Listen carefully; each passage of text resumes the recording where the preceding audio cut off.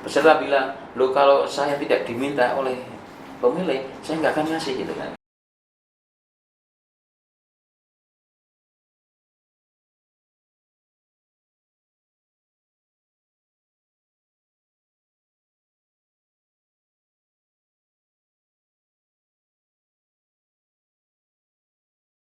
Assalamualaikum warahmatullahi wabarakatuh. Selamat pagi, salam sejahtera untuk sahabat-sahabat Bawaslu dimanapun Anda berada. Kembali bersama kami Bawaslu Kabupaten Sleman dalam program Podcast Garasi Menjaga Demokrasi. Kali ini kami akan mencoba menampilkan atau mengundang satu tokoh yang tidak asing di tengah-tengah kita, di bangsa Indonesia. Tokoh kepemiluan yang sudah malang melintang di dunia kepengawasan pemilu, yakni Ketua Bawaslu RI, Bapak Abahan Misbah SHMH. Selamat datang Pak Abahan di kantor Bawaslu Kabupaten Sleman dan di podcast Garasi ini.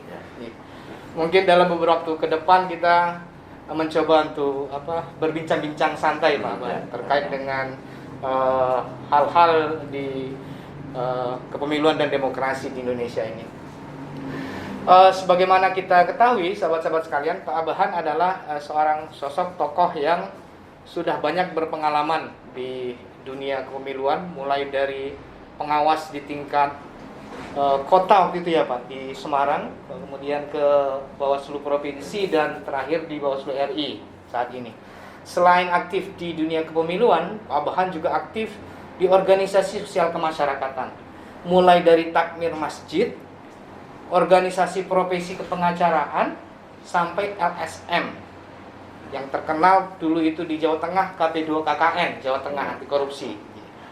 Nah, Pak Abahan, yang ingin kami tanyakan, sebenarnya apa sih motivasi Pak Abahan gitu ya, bisa aktif di berbagai organisasi itu? Ya, terima kasih. Assalamualaikum warahmatullahi wabarakatuh. Salam sejahtera, salam sejahtera untuk kita semua, sahabat semuanya. Masih Mas Arjuna ini kita bisa bertemu ya di podcast Garasi ya, Menjaga Demokrasi Bawaslu Kabupaten Sleman. Untuk pertama kali ini saya di podcastnya Sleman ini. Apa yang tadi Mas Arjuna tanyakan adalah soal kenapa motivasi saya untuk berkecimpung di masyarakat, di organisasi kemasyarakatan maupun di NGO. Saya kira prinsip hidup saya adalah sebaik-baik manusia itu adalah manakala bisa bermanfaat bagi orang lain itu kan. Saya kira jalan itu yang saya lakukan ya, sehingga mudah-mudahan saya bisa berkiprah ya di publik, di masyarakat, bahkan di NGO itu ya, bagaimana tentu hidup ini harus bermanfaat bagi orang lain, bagi umat ya. Dan saya kira hampir apa yang saya lakukan selama ini adalah dalam rangka itu. Tentu ini Pak, pengorbanan itu pasti ya, terutama mungkin pengorbanan dari sosial ini dari keluarga Pak. Apakah keluarga bisa menerimanya? Karena terlalu sibuk kelihatannya, banyak organisasi yang diikuti, bahkan mungkin mengorbankan waktu untuk anak dan keluarga. Bagaimana dukungan keluarga selama ini? Ya, prinsip pertama memang harus segala sesuatu kita harus mendapatkan apa ya, semacam pemahaman ya dari keluarga khususnya. Karena apapun beberapa kegiatan tentu siapapun lah, kalau memang banyak berkecimpung di masyarakat, di publik, akan banyak menyita waktu untuk kepentingan pribadi, kepentingan keluarga gitu kan. Tapi manakala ini dibicarakan dengan baik, ada kesepakatan, saya kira bisa memahami semuanya ya. Tetapi memang waktu untuk keluarga juga harus ada ya. Saya kira seandainya tidak bisa kuantitas time-nya, tapi mungkin adalah kualitas pertemuan itu yang penting. Saya kira ini semua punya prinsip seperti itu, kualitas ini. Kualitas pertemuan saya kira penting, manakala kuantitas pertemuan tidak bisa dioptimalkan. Kemudian kalau kita berbicara soal demokrasi Pak Abahan, saat ini kan tantangan yang terbesar itu bagaimana kita bisa minimal mencegah budaya politik uang. Kalau memang tidak bisa memberantas itu saat ini dalam waktu singkat. Pak Abahan sudah punya pengalaman ini di KP2 KKN Jawa Tengah gitu. Nah sebenarnya menurut Pak Abahan apa sebuah solusi atau tawaran yang bisa laksanakan atau dijalankan konsepnya untuk mencegah politik uang ini di masa-masa mendatang? Ya memang tidak bisa kita pungkiri ya, persoalan politik uang ini sebuah perbuatan tindakan yang mencederai demokrasi, dan setiap kali kita menyelenggarakan pemilu pemilihan, persoalan itu masih muncul terusnya. Dan tentunya menurut pandangan saya, ini persoalan politik uang ini tidak bisa hanya menjadi tanggung jawab penyelenggara ya, dari misalnya Bawaslu ya, dalam berbagai upaya pencegahan, pengawasan maupun penindakan, tetapi perlu melibatkan stakeholder lain, stakeholder dalam kepemiluan ya. Artinya ada peserta, dalam ini ada partai politik, ada masyarakat yang nanti jadi pemilih ya. Tentu kita akan mendorong kepada publik, kepada masyarakat ya, dan juga kepada peserta lewat himbauan agar tidak melakukan tindakan yang mencederai proses demokrasi, yaitu politik uang. Karena apa? Bahwa tidak bisa hanya didekati dengan pendekatan legal formal hukum saja persoalan politik uang ini. Karena kita tahu bahwa proses hukum itu juga butuh waktu dan pembuktian dan sebagainya. Tetapi yang penting menurut kami adalah ini juga harus ada pendekatan kultural ya, terkait dengan persoalan pencegahan politik uang.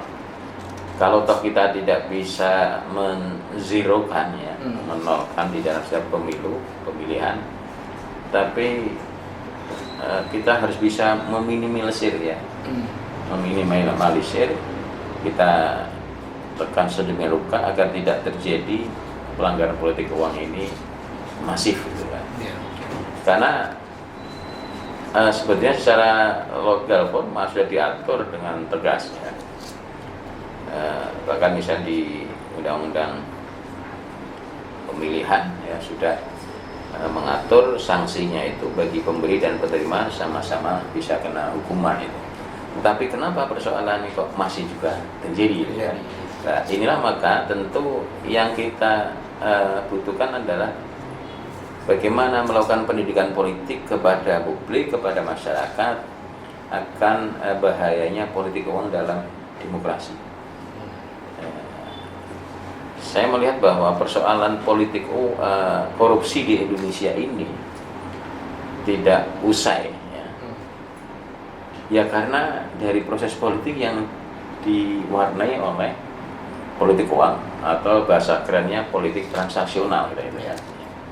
Ya dari situlah maka KKN yang berupa suap dan sebagainya ini masih saja terjadi.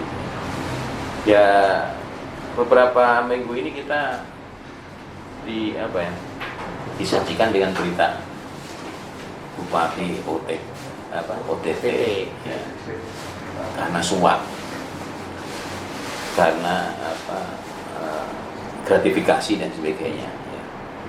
Artinya ini sebetulnya ada persoalan apa ya, kalau sampai bupati, kepala daerah melakukan gratifikasi, melakukan suap dan sebagainya ini kan. Ini karena tadi proses politiknya diawali dari proses yang transaksional ini ya. Ya kita bisa melihatlah gaji seorang kepala daerah itu berapa gitu kan. Ya. Kalau kemudian kos politiknya tinggi, maka ketika terpilih menjadi kepala daerah, yang terpikir ya 3 hal ya.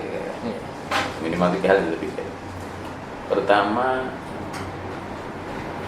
mengembalikan modal karena sudah kosnya tinggi.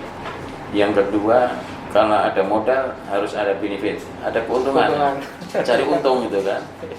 Yang ketiga, kalau ini baru sekali periode, bagaimana ke depan saya bisa lagi cari modal untuk yang ke depan. 2 kali ya.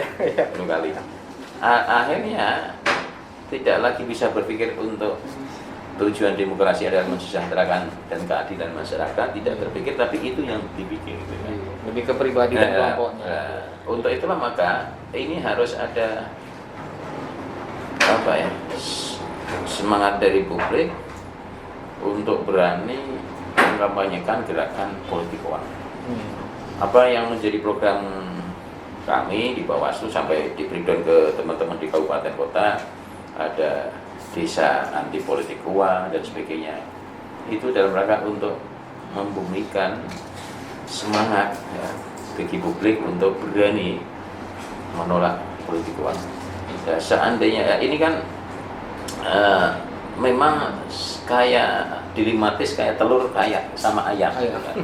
Dulu mana ada bilang telur, ada dulu ayam ya. Maksudnya begini, peserta bilang, loh kalau saya tidak diminta oleh pemilih, saya nggak akan ngasih gitu kan. Kata pemilihnya, loh saya dikasih ya diterima gitu kan. Ini kayak telur sama ayam, nggak ada ujungnya itu kan, malah dulu yang mana. Nah, oke lah kita mulai dari publik. Ya mudah-mudahan dua-dua pihak sama-sama bisa memulai untuk berpolitik yang berintegritas, yang bersih. Artinya apa? Peserta tidak dengan membagikan uang untuk mendapatkan suaranya, masyarakat juga tidak kemudian mengharap menerima itu, ya. Tetapi lewat proses pendidikan politik. Jadi artinya masyarakat juga harus dilakukan pendidikan politik, memahami, bisa membaca track record, program visi misi.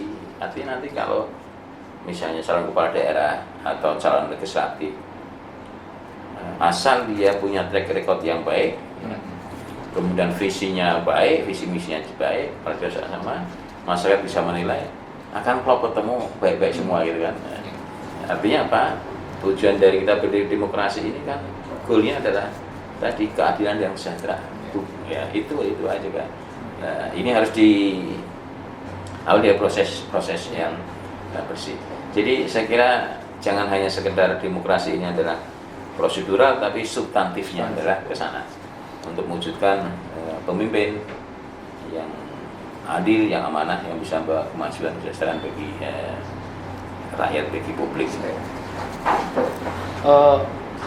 Kalau sampai saat ini tentu sudah banyak ya ikhtiar yang dilakukan oleh Bawaslu. Kemudian ketika akan menghadapi nanti pemilu serentak di 2024 juga ikhtiar-ikhtiar itu sudah dilakukan. Termasuk pembenahan beberapa hal yang mungkin ada kelemahan di sisi regulasi. Dan sampai saat ini perkembangan di Jakarta itu kan masih tarik ulur Pak Abohan terkait dengan kepastian pelaksanaan pemilu serentak ini. Nah, bagaimana sikap Bawaslu melihat dinamika ini? Kemudian apa solusi yang akan dilakukan? Tawaran apa yang akan dilakukan Bawaslu untuk mempersiapkan di pemilu 2024 mendatang? Oke, jadi betul Mas Arjuna, berbagai ikhtiar sudah kita lakukan ya. Tadi misalnya kegiatan-kegiatan kepada publik juga kita lakukan, dan saat ini kami juga masih gencar melakukan kegiatan survei pengawas partisipatif ya. Itu juga ada program untuk mendorong partisipasi masyarakat dalam pengawasan, yang nanti teman-teman SKPP itu menjadi simbol-simbol di masyarakat untuk mendorong partisipatif masyarakat dalam pengawasan. Dan tentunya berharap teman-teman SKPP alumni nanti bisa menjadi pionir-pionir di masyarakatnya. Terkait bagaimana Bawaslu menghadapi pemilihan serentak tahun 2020. Tentu pada prinsipnya Bawaslu sebagai penyelenggara, maka kapanpun ya tahapan ini nanti diputuskan tentu harus siap ya. Tapi prinsipnya adalah bahwa pemilu ini harus sebagai kegiatan rutin dan sudah ditentukan di konstitusi ya, maka tidak ada alasan lain ya 2024 harus dilaksanakan pemilu ya, pemilihan ya. Dan kalau RDP terakhir saya kira pemerintah sudah bersikap bahwa tetap pemilu dilaksanakan di tahun 2024. Artinya ini kan bisa kemarin kan banyak isu ya di publik, ada perpanjangan dan sebagainya. Tapi sudah dengan RDP yang terakhir kemarin tanggal 16 itu jelas sikap pemerintah bahwa agenda konstitusional itu dijalankan di tahun 2024. hanya persoalannya ada soal waktu. Hmm. Kapan pemungutan itu, terutama di pileg pilpres, apakah di Februari atau di April seperti tahun 2019 atau ada pilihan lain gitu kan. Nah, inilah yang hari-hari ini tentu penyelenggara bersama pemerintah dan DPR untuk mengeksersis ya, mensimulasikan waktu yang paling tepat itu seperti apa. Bagi Bawaslu prinsipnya adalah karena ini kondisi pandemi COVID yang banyak menyita anggaran untuk pemulihan ekonomi dan juga agar mensehatkan masyarakat warga Indonesia, tentu prinsip efisien, efektif yang kita akan kedepankan. Artinya apa? Bahwa manakala memang tahapan ini bisa lebih efektif, lebih pendek, lebih efektif dan lebih efisien, kenapa tidak gitu ya? Sepanjang tidak melanggar undang-undang. Nah, undang-undang memang sudah membatasi bahwa tahapan pileg ini adalah setidaknya adalah minimal 20 bulan sebelum hari pemungutan suara. Ya. Persoalan nanti bulan Februari atau April saya kira ini nanti simulasinya. Ya, seperti beberapa kali disampaikan oleh KPU dan kita juga sama memahami ada irisannya antara pileg dengan pilkada ini. Ini yang jadi kira-kira titik krusialnya. Maka harus betul-betul didesain betul tahapan ini agar tidak nanti melampaui waktu dan menjadi problem di kemudian hari. Ya, persoalan pilegnya adalah untuk kabupaten, kota dan provinsi.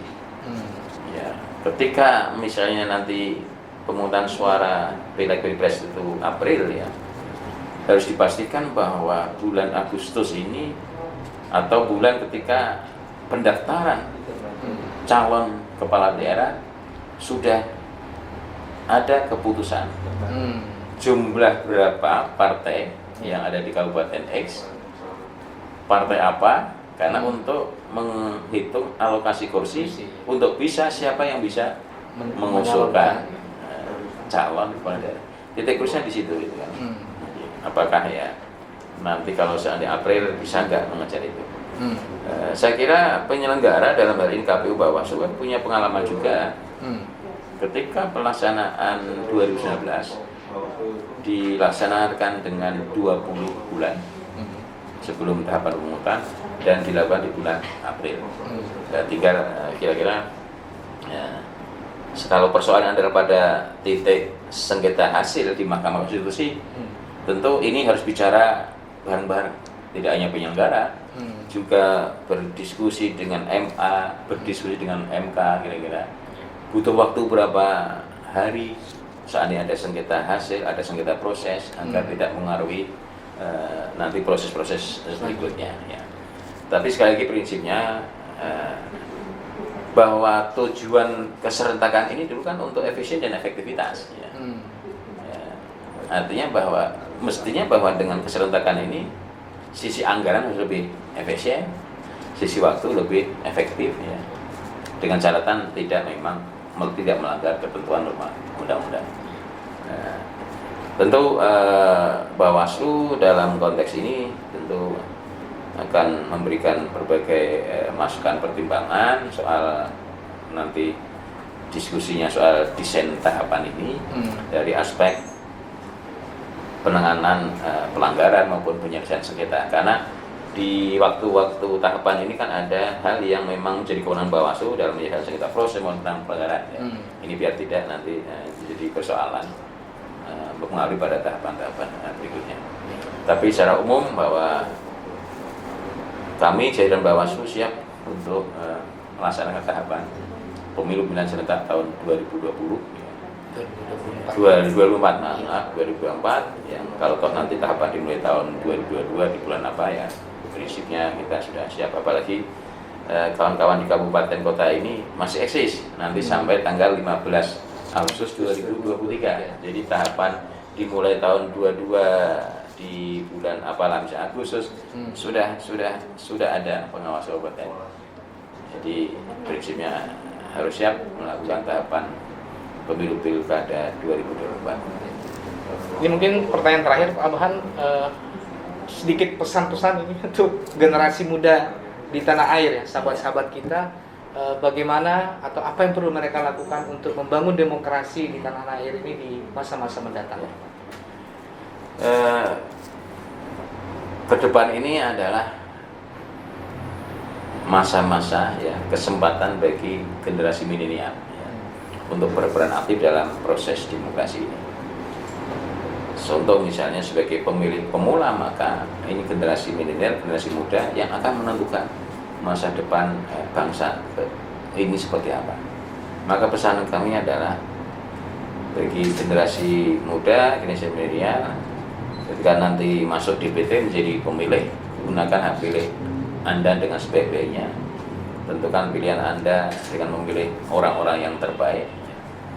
Dan tentunya teman-teman generasi muda ini jangan apatis terhadap proses demokrasi, apatis terhadap proses politik.